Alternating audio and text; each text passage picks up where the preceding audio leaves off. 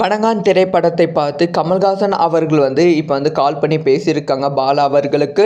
இதை பற்றி ரொம்ப டீட்டெயிலாக தான் பேச போகிறோம். பொதுவாக கமல்ஹாசன் அவர்கள் எந்த திரைப்படம் ரிலீஸ் ஆனாலும் அந்த திரைப்படம் நன்றாக மக்கள் மத்தியில் ரீச் ஆகியிருந்தால் அந்த திரைப்படத்தை பார்த்து அதுக்கு அந்த திரைப்பட குழுவுக்கு டைரெக்டாக கூப்பிட்டு வாழ்த்து சொல்லுவாங்க. இல்லை ட்விட்டர் மூலமாக வாழ்த்து சொல்லுவாங்க. இது கமல்ஹாசன் அவர்கள் வழக்கமாக தான் வைத்திருக்காங்க. அந்த சமயத்தில் இப்போ கமல்ஹாசன் அவர்கள் வணங்கான் திரைப்படத்துக்கு வாழ்த்து சொல்லியிருக்காங்க. ஸோ வணங்கான் திரைப்படத்தை கமல்ஹாசன் அவர்கள் அமெரிக்காவிலிருந்து பார்த்துருக்காங்க போல். ஸோ படத்தை பார்த்துட்டு பாலா அவர்களுக்கு கால் பண்ணி பேசியிருக்காங்க. ஸோ படம் ரொம்ப பிரமாதமாக இருக்குது. முக்கியமாக ரொம்ப எமோஷனலாக கனெக்ட் ஆகியிருக்கு.